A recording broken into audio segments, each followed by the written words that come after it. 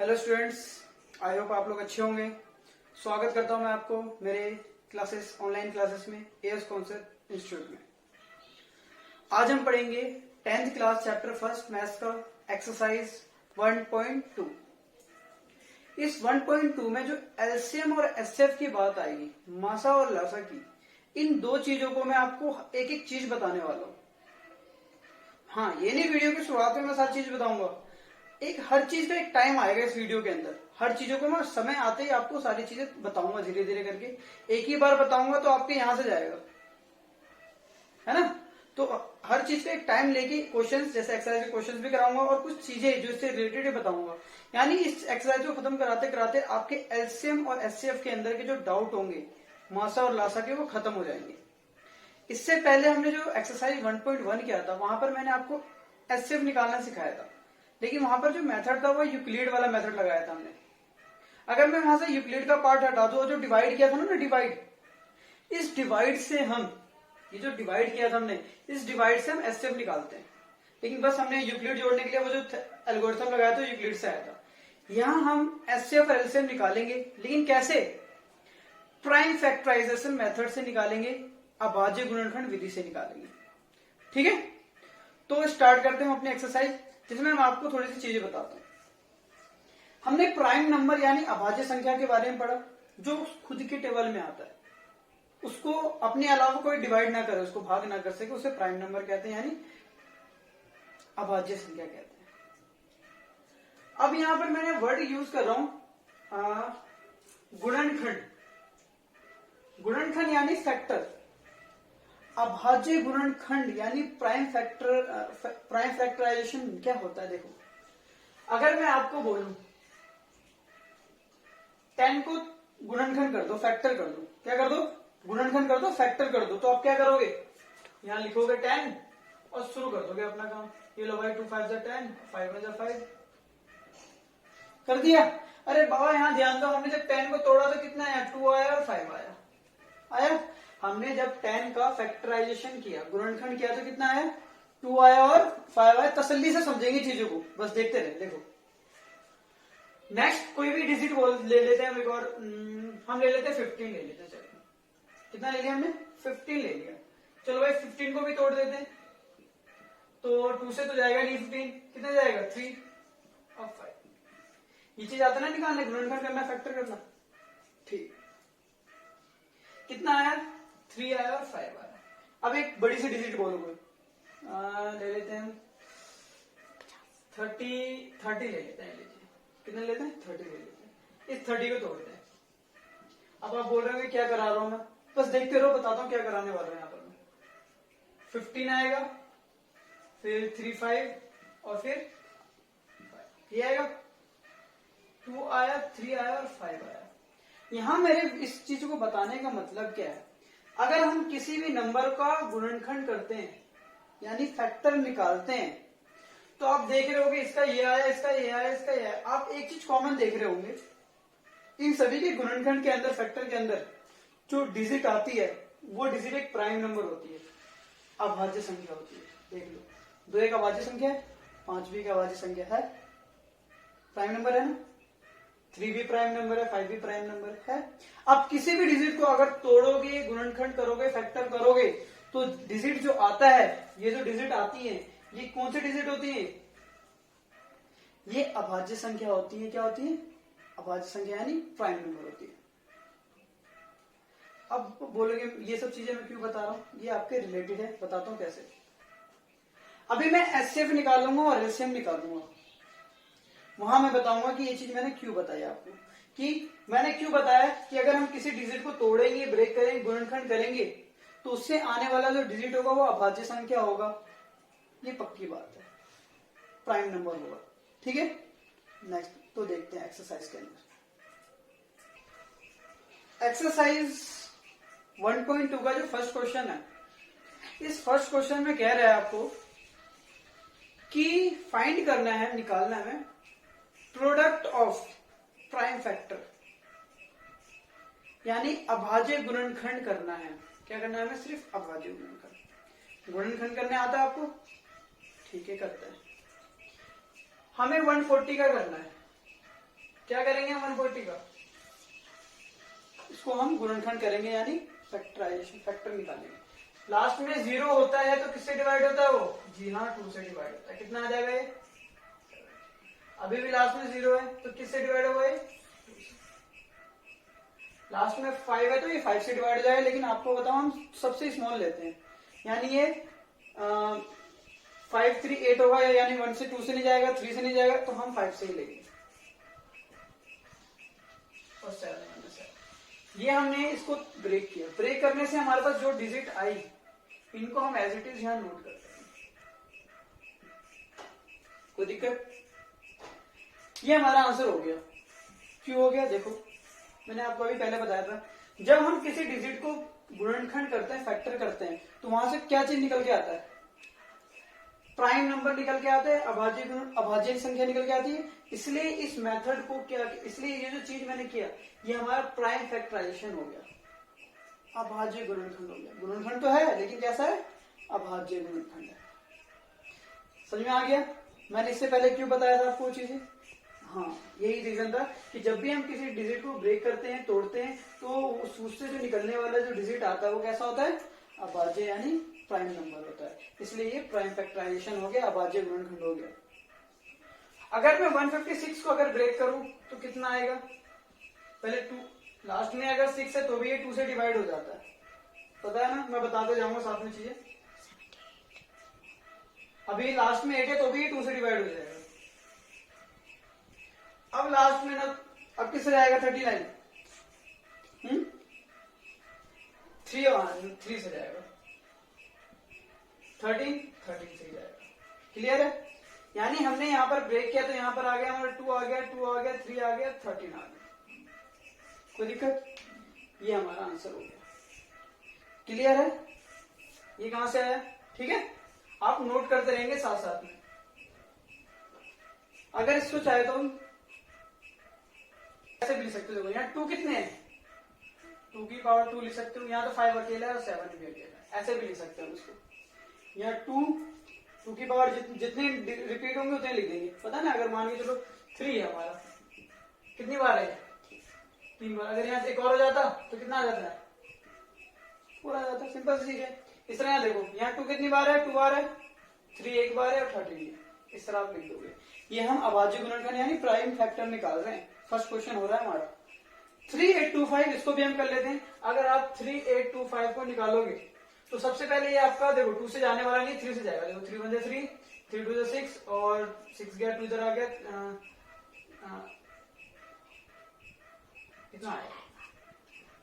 ठीक है, एक बार चेक कर लेते हैं। 3 1 3 और 3 2 6 और यहाँ, ठीक है। नेक्स्ट अभी भी किससे जाएगा? ये 3 से जाएगा। अभी भी देखो 5 6 7 8 9 10 11, ये अब 3 से नहीं जाएगा, ये अब आपको 3 से नहीं जाएगा, 5 से जाएगा। ठीक है, क्यों जाएगा 5 से? क्योंकि लास्ट में 5 है। 2 से चेक करने के लिए बता देता हूं मैं आपको, अगर लास्ट की डिजिट 0 2 4 6 8 हो तो वो 2 से डिवाइड हो जाती है।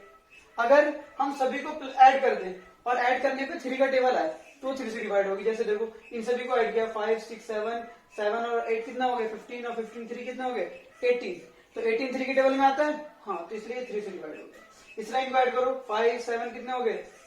12 और 2 हो गए कितने आपके?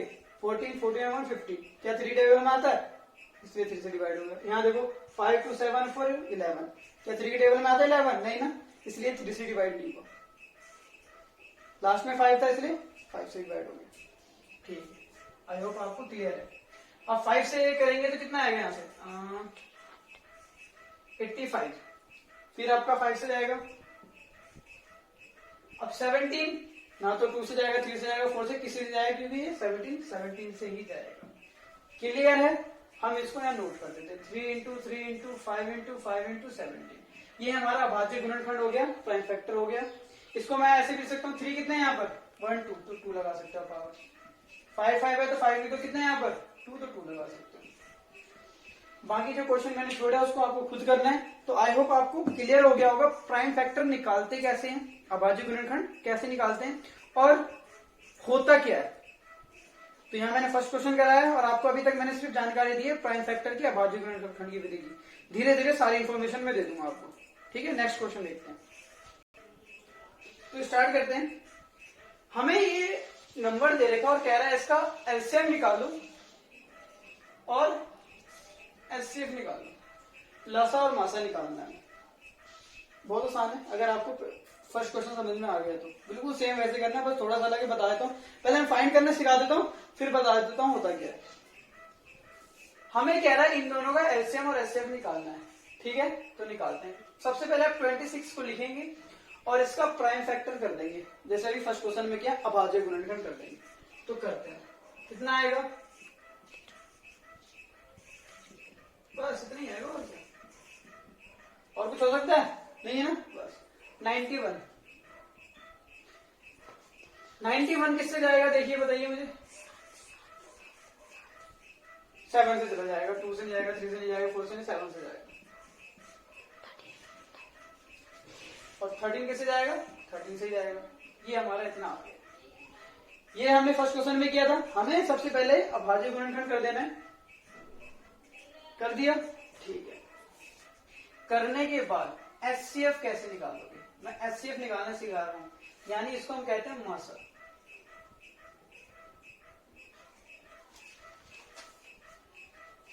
कैसे निकालेंगे देखो, आपको इन दोनों में देखना कॉमन चीजें जो दोनों में, 2 इसमें है लेकिन 2 इसमें नहीं है, 13 इसमें है, 13 इसमें है। आप इसको बोला सर्कल लगा दो ऐसे करके। करना क्या है, अगर और भी चीज कॉमन होंगे हम सब पे गोले लगा लेंगे और उनमें से कोई एक नोट करेंगे। यहाँ भी 13 है, यहाँ भी 13 है, तो यहाँ 13 आ गया। और कुछ गोले लगे हमारे, नहीं लगे ना, तो ये हमारा क्या हो गया? एचसीएफ हो गया। बस इतना ही था, बस गोला लगाना है और उनमें से एक नोट कर देना। गोला लगाना है और पेयर में से एक पेयर नीचे उतार, एक उतार देना, इसलिए एचसीएफ हो गया। अब मुझे अगर लासा निकालना हो, यानी एलसीएम निकालना हो, बहुत सिंपल है। देखो यहाँ पे जो भी पेयर बना है उनमें से एक नोट करना, जैसे हमने एचसीएफ के लिए किया था। अब करना क्या है, जिनके पेयर नहीं बने, जिनमें सर्कल नहीं लगा है, वो जितने भी हैं उन सभी को लिख डालो प्रोडक्ट करके, गुणा करके। 2 का पेयर नहीं बना, इसका तो बन चुका है, इस 7 का नहीं बना, कोई दिक्कत? करना क्या है, आपको इन तीनों को मल्टीप्लाई करना है। तो 30 टू 13 दूनी 26 और 7 से मल्टीप्लाई कर दो, कितना आएगा? कितना आया? 180। ठीक है, तो ये आपका हो गया एलसीएम और ये हो गया आपका एचसीएफ। मेरी बात समझ में आई? फाइंड करना आ गया। कैसे करेंगे दोबारा देख लो। गोल सर्कल लगाएंगे जितने भी पेयर बनेंगे और उनमें से हर पेयर में से, हर जोड़े में से एक लिख देंगे, वो एचसीएफ हो जाएगा और उसको लिख देंगे। एलसीएम निकालने के लिए उन पेयर में से एक लिख देंगे, जैसा मैं एचसीएफ के लिए लिखा, और जिन जिन का जोड़ा नहीं बना उनको एज इट इज मल्टीप्लाई कर देंगे। क्या निकल के आ जाएगा? हमारा एलसीएम निकल के आ जाएगा। एक आपने पहले से सीख रखा होगा, ये वाला तरीका 26 और 91, ऐसे करके भी आप निकाल सकते हो। ऐसे करके भी आप एलसीएम निकाल सकते हो, कर सकते हो ऐसे करके। 2 बन जाए 2, ये हो गया, और ये जाएगा? नहीं जाएगा। 3 से नहीं जाएगा। अगर मैं इसको 7 से करूं तो ये नहीं जाएगा, लेकिन ये 7 से चला जाएगा, कितना आएगा? 13 बन जाए 30। अगर मैं 2 इंटू 7 इंटू 13 को मल्टीप्लाई करूं तो कितना आएगा? वही आ गया ना, 2 इंटू 7 इंटू 13 कितना आएगा? 182 आ जाएगा। तो आप ऐसे भी एलसीएम निकाल सकते हो, लेकिन हमने ऐसा तरीका क्यों यूज हुआ ये मैं बताता हूँ। अगला क्वेश्चन आएगा अभी, उस क्वेश्चन में आपको मेंशन होगा कि आपको प्राइम फैक्टर मेथड से, अभाज्य गुणनखंड विधि से एलसीएम या एचसीएफ निकालना है। तो हम ये मेथड नहीं लगा सकते, ये जस्ट आप अपनी चेक करने के लिए, अपनी तसल्ली के लिए आप इसको रफ में करेंगे। हमें फाइंड कैसे करना है, तो हमें इस तरीके से ही निकालना है जो मैंने सिखाया आपको। इससे आप चेक कर सकते हो, अपने लिए रख सकते हो इसको। तो आई होप आपको एलसीएम और एचसीएफ निकालना आ गया। नेक्स्ट देखिए, तो यहां हमने एचसीएफ और एलसीएम निकाल दिया। अब आपको कह रहा है कि इसको चेक करना है कि हमारा एलसीएम या एचसीएफ गलत है। तो कैसे चेक करेंगे, इसके लिए आपके एनसीईआरटी बुक में एक फॉर्मूला गिवन है। क्या फॉर्मूला है कि जो हमारी डिजिट है अगर मैं उनको मल्टीप्लाई करूं, ये है आपका product of 2 number, is equal to LCM into में एचसीएफ। एलसीएम और एचसीएफ यानी दो संख्या का गुणनफल, दो संख्या का गुणनफल कितना होता है? एचसीएफ या एलसीएम के गुणा के इक्वल होता है। चलो फिर दोनों निकालते हैं। ये मैं क्या कर रहा हूं? प्रूफ कर रहा हूं सीधा। आपका पहला काम था ये करना, सेकंड काम ये। हमने क्या करना है? इन दोनों को मल्टीप्लाई कर देना है और इक्वल आना चाहिए किसके? एलसीएम यानी 182 और एचसीएफ यानी 13। हमें कह रहा है दो संख्या का गुणनफल, यानी हमारे पास ये दोनों संख्या है, दो डिजिट है, यहां लिख दिया, इक्वल एलसीएम और एचसीएफ जो आपने निकाला है उन दोनों को भी मल्टीप्लाई कर दो। और दोनों कैसे आनी चाहिए? लेफ्ट हैंड साइड और राइट हैंड साइड कैसे आनी चाहिए? इक्वल आनी चाहिए। तो जब आप इसको इससे मल्टीप्लाई करोगे तो कितना आएगा? ये आएगा 2466। कितना आएगा? 2466। इसको इससे मल्टीप्लाई करो तो भी आपका कितना आएगा? कितना ही आएगा? 2466।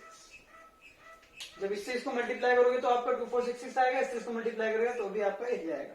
यानी हमने क्या प्रूफ कर दिया कि हाँ ये जो हमारा ऐसे वैसे है वो ठीक है। तो आपको एग्जाम में इस क्वेश्चन को सॉल्व ये भी करना पड़ेगा और ये भी दिखाना पड़ेगा। ये फॉर्मूला याद रखिएगा, अभी आगे जाके भी हम यूज करने वाले हैं। बहुत अच्छा फॉर्मूला है, बताऊंगा कहाँ यूज होगा। दो नंबर का गुणा कर दो, प्रोडक्ट कर दो तो एलसीएम और एचसीएफ के इनटू के बराबर होता है। ठीक है, नेक्स्ट देखते हैं।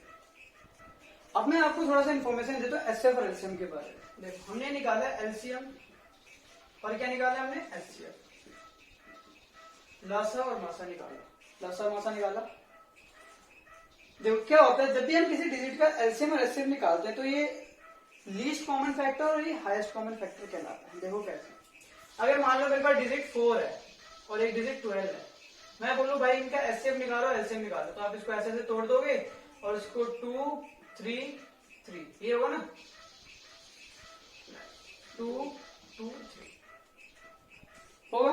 अगर मैं बोलूं आपको एलसीएम निकालना, एचसीएफ निकालने के लिए आप कैसे निकालोगे? 2 ये 2 इसमें भी, 2 इसमें भी, 2 इसमें भी, 2 इसमें भी, तो दो पेयर बने। इनमें से एक उत्तर नोट कर दिया, इसमें से एक नोट कर दिया और दोनों क्या कर दिया? इनटू कर दिया। कितना आया जी? एचसीएफ हमारा 4 आया। मैं कुछ बताऊंगा अभी। एलसीएम निकाल लेंगे, तो एलसीएम कैसे निकालेंगे?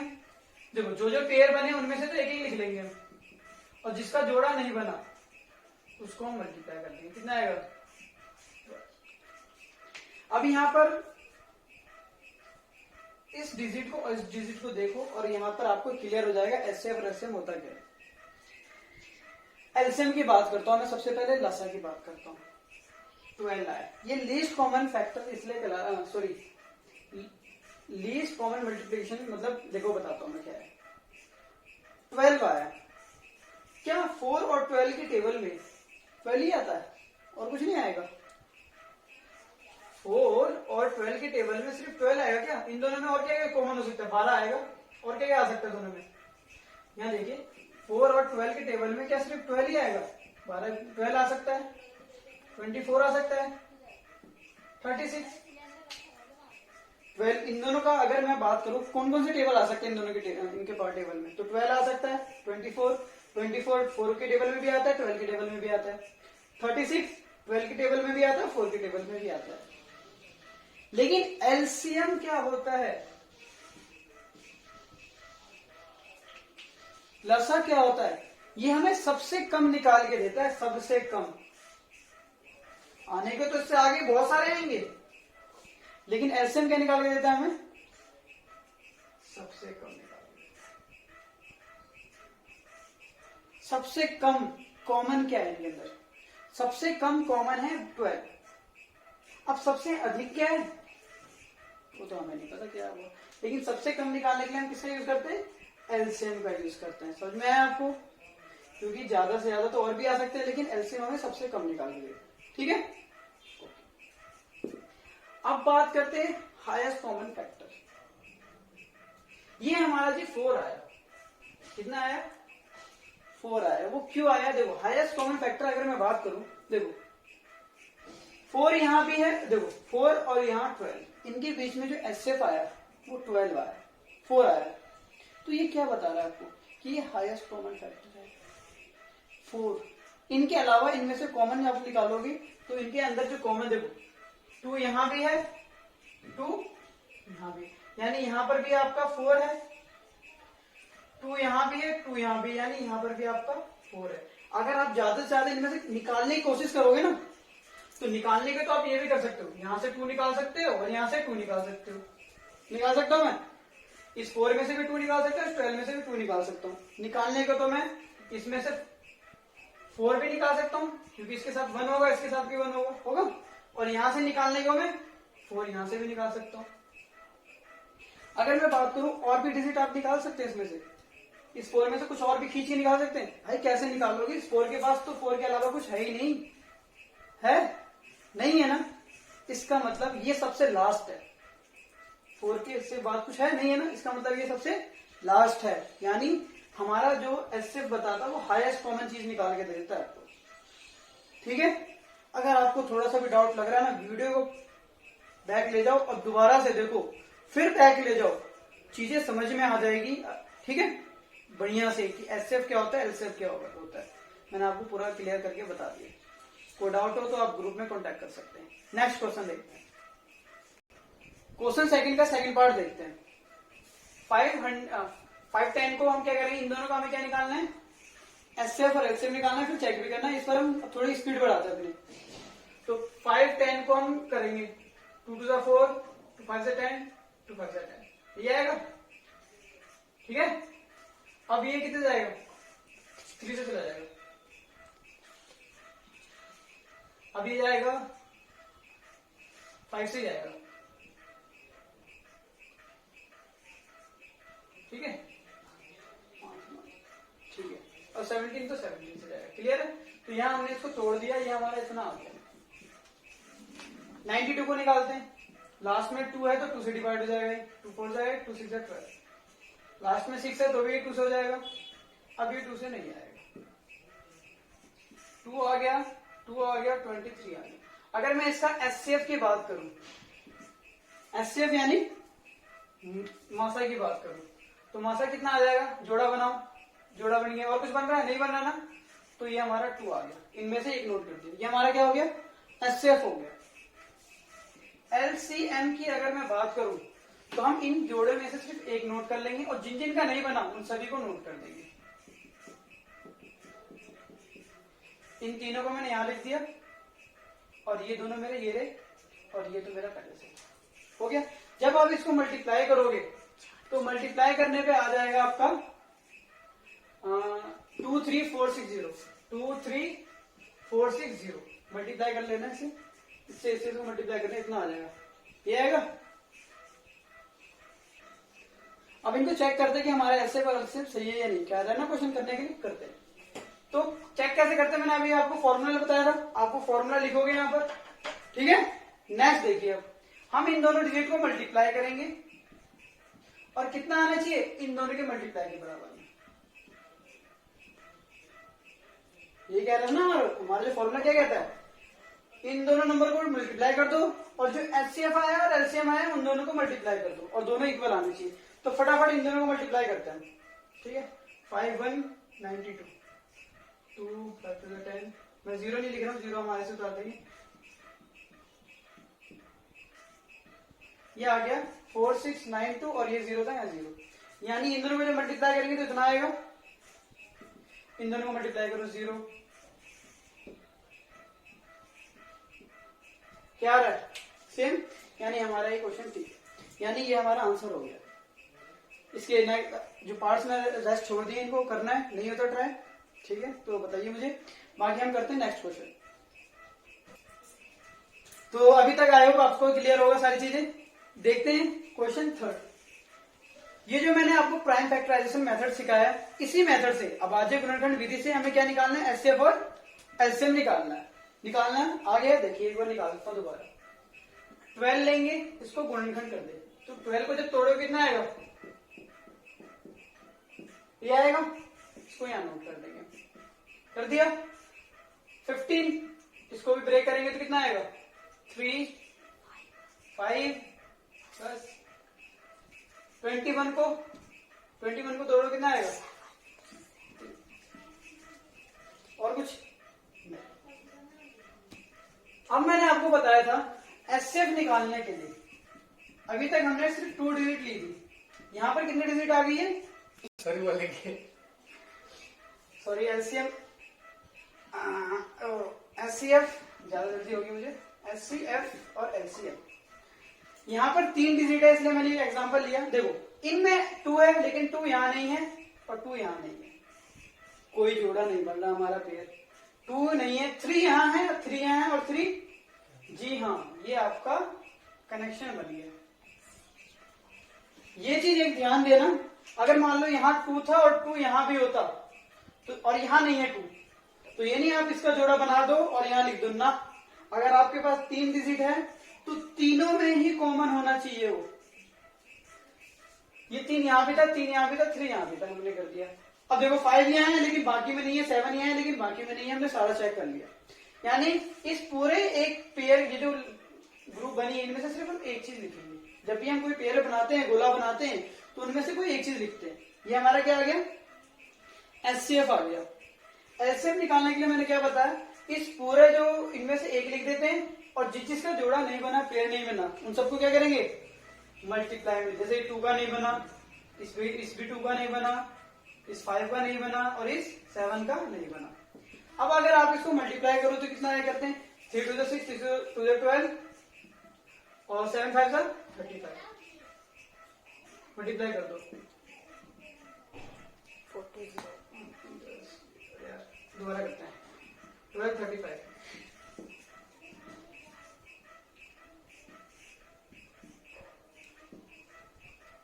420। ये आपका क्या आ गया? एलसीएम। कैसे निकाला हमने प्राइम फैक्टर निकाला, अभाज्य गुणनखंड किया और उससे हमने उसी मेथड से हमने इसका एचसीएफ और एलसीएम निकाल दिया। आई होप आपको क्लियर हो गया। सारे एग्जांपल करिए, ठीक है। नेक्स्ट क्वेश्चन 4 हमें कह रहा है एचसीएफ दे रखा है इन दोनों नंबर का कितना? 9 है। तो आपको इन्हीं नंबरों का एलसीएम बताना है कितना होगा। तो मैंने आपको पहले याद दिलाया था एक फॉर्मूला जिसका नाम है, टाइम बचाने के लिए मैंने इसको पहले सॉल्व कर दिया है, ठीक है। दोनों नंबर्स को अगर मल्टीप्लाई कर दो तो जो हमारा एचसीएफ होता है, एलसीएम आता है, उनको भी मल्टीप्लाई कर देते हैं। ये हमारा फॉर्मूला है। हमें 2 नंबर गिवन है, ये रहे दोनों नंबर, हमने उसको मल्टीप्लाई कर दिया। एलसीएम हमें नहीं पता, एचसीएफ हमें पता है। कितना है एचसीएफ? क्वेश्चन में दे रखा है ना कि इन दोनों का एचसीएफ कितना आता है? 9, हमने लिख दिया। अब यहाँ ये 9 यहाँ हमने इसको मल्टीप्लाई किया, इतना आ गया, इन दोनों का एज इट इज रख दिया। हमें एलसीएम निकालना है तो ये यही जो चीज निकालते हो वही रहता है, बाकी उसको बॉर्डर पार कराते हैं। यानी ये मल्टीप्लाई इधर जाके क्या करेगा? जी हाँ, डिवाइड करेगा। तो ये मल्टीप्लाई इधर जाके इसके नीचे क्या करेगा? डिवाइड करेगा। जैसे ही मैंने इसको 9 से डिवाइड किया, कितना आ गया? ये 2 2 3 3 8। ये आपका क्या आ गया? एलसीएम। थोड़ी सी इंफॉर्मेशन और देता हूं मैं, इस फॉर्मूले का यूज आप कहां कहां करोगे? तरह तरह के क्वेश्चन आते हैं घुमा घुमा के, इस पे देखो कैसे आएंगे। जब भी आपको इसमें कितनी चीजें, एलसीएम, एचसीएफ और इन दोनों 2 नंबर का मल्टीप्लाई, 3 चीज है। कोई भी 2 चीज गिवन हो और तीसरी निकालनी हो तो हम इस फॉर्मूले का यूज करेंगे। जैसे कि हमने किया, हमें ये चीज पता था और ये चीज पता था, ये चीज नहीं पता था, तो हमने ये फॉर्मूला लगाया, सॉल्व किया। क्वेश्चन आ जाता, हमें इन दोनों, हमें एलसीएम दे रखा है, एचसीएफ निकालना है, तो कैसे निकालते? फिर वही करते, इन दोनों को मल्टीप्लाई कर देते और इस बार एलसीएम दे रखा था ना, तो एलसीएम से डिवाइड कर देते। क्या निकल के आ जाता मेरा? एचसीएफ निकल के आ जाता। कोई दिक्कत? ये आपको एचसीएफ और एलसीएम पता है तो आप इन दोनों नंबर्स को मल्टीप्लाई कर सकते हो। मतलब इस तरीके से आप इस फॉर्मूला को यूज कर सकते हो। क्लियर है? क्वेश्चन नंबर 5 बड़ा इंटरेस्टिंग क्वेश्चन है। समझ गए तो बस समझ गए।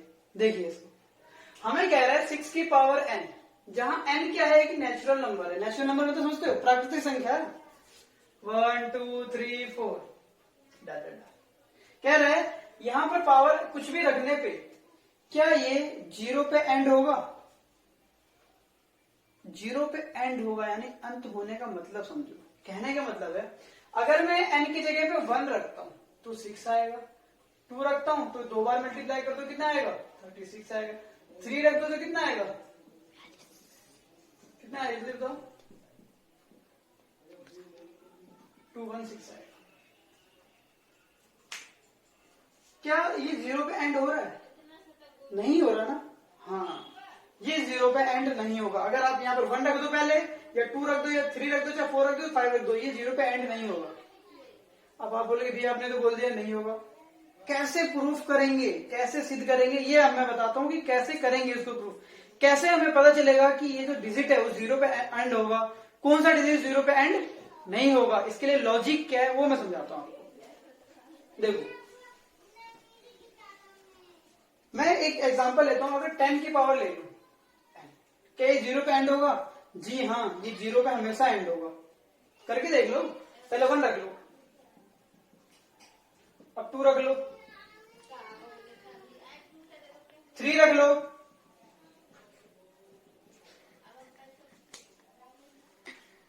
हमने 1 रखा, 2 रखा, 3 रखा, हमने नंबर्स इंक्रीज कर रहे हैं, क्या सबके लास्ट में क्या आ रहा है? जीरो आ रहा है, जीरो पे अंत हो रहा है। हाँ जी हाँ हो रहा है।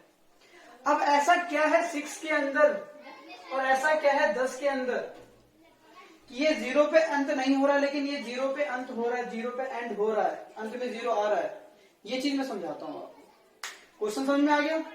क्वेश्चन कह रहा है कि ये जो 6 की पावर n है, क्या ये कभी जीरो पे एंड होगा? क्या इसके लास्ट में कभी जीरो आएगा? ये कह रहा है क्वेश्चन। तो हमने बताया नहीं आ रहा था ना, ठीक है। ये मैंने एग्जांपल लिया आपको समझाने के लिए कि इन सभी के हम n नेचुरल नंबर रखते जा रहे हैं, क्या जीरो आ रहा है लास्ट में? आ रहा है। अब मैं बताता हूं इन दोनों में फर्क क्या है। देखो हमें कैसे पता चलेगा कि कोई डिजिट जीरो पे अंत हो रहा है, एंड हो रहा है? इसके लिए आप देखो, इसको अगर मैं गुणनखंड करूंगा, 10 को अगर मैं तोड़ूंगा, तोड़ो 10 को अगर मैं तोड़ूंगा तो कितना आएगा? 5 आएगा। क्या क्या आ रहा है गुणनखंड? या तो 2 आ रहा है या तो 5 आ रहा है। इसको अगर मैं गुणनखंड करूं तो या तो 2 आएगा या तो 3 आएगा। बस लॉजिक यही है। अगर आप किसी डिजिट का गुणनखंड कर रहे हैं, फैक्टर कर रहे हैं, अगर गुणनखंड 2 और 5 आ रहा है, 2 और 5, तो वो डिजिट जीरो पे एंड होगा। लेकिन अगर किसी डिजिट का फैक्टर कर रहे हैं, गुणनखंड कर रहे हैं और गुणनखंड 2 आ रहा है लेकिन क्या 5 आ रहा है? नहीं आ रहा ना, तो ये जीरो पे एंड नहीं होगा। समझ में आ गया? अब अभी समझ में आ गया इन दोनों में जीरो पे एंड कब होगा, जीरो पे एंड कब नहीं होगा? लॉजिक बस यही है कि जो भी डिजिट है उसका गुणनखंड कितना होना चाहिए? 2 और 5, या लास्ट में कितना होना चाहिए? जीरो होना चाहिए। लास्ट में कितना होना चाहिए? जीरो होना चाहिए। अगर लास्ट डिजिट जीरो है तो जीरो पे ही एंड होगा, पक्की बात है। यहां ध्यान दे। तो आपको समझ में आ गया होगा। अब इसको लिखोगे कैसे? तो इसको लिखने का तरीका मैं बता रहा हूं, आप नोट कर लीजिए। 6 की पावर n नेचुरल नंबर है, जब हम अप्लाई करेंगे, हमने क्या देखा, 6 का जो गुणनखंड है वो 2 आ रहा है, 3 आ रहा है। 6 का जो फैक्टर है 2 आ रहा है, 3 आ रहा है, लेकिन इसका गुणनखंड 5 नहीं है। नहीं है, जिस वजह से ये जो डिजिट है वो जीरो पे एंड नहीं होगा। समझ में आया? अगर इसके अंदर अगर 5 और 2 होता है इसका फैक्टर, तो ये जीरो पे एंड होता। अगर आपके एग्जांपल में क्वेश्चन है 4 है, क्या ये जीरो पे एंड होगा? तो आपका आंसर होना चाहिए नहीं होगा। क्यों? क्योंकि जब इसका आप फैक्टर करोगे तो 2 आएगा, नहीं होगा। क्लियर है? 20, हाँ ये आपका जीरो पे एंड होगा। इसकी पावर कितनी रख दो? 1 रख दो, 2 रख दो, तो जीरो पे एंड हो रहा है। क्यों हो रहा है? क्योंकि 20 का जब फैक्टर करोगे तो आपका 2 आएगा और आपका फिर 5 आएगा, फिर 2 आएगा, मतलब 2 आ रहा है ना, 2 5, इसलिए इसके लास्ट में कितना आ रहा है? जीरो आ रहा है। क्लियर हो गया? मिलते हैं नेक्स्ट क्वेश्चन के साथ अगली क्लासेस में, क्योंकि ये वीडियो आपकी कुछ ज्यादा लंबी होगी। आपको कोई भी डाउट है, कोई भी क्वेरीज है, आप मेरे ग्रुप में आइए, मैं वहां पर आपको जो भी प्रॉब्लम होगी सॉल्व करेंगे।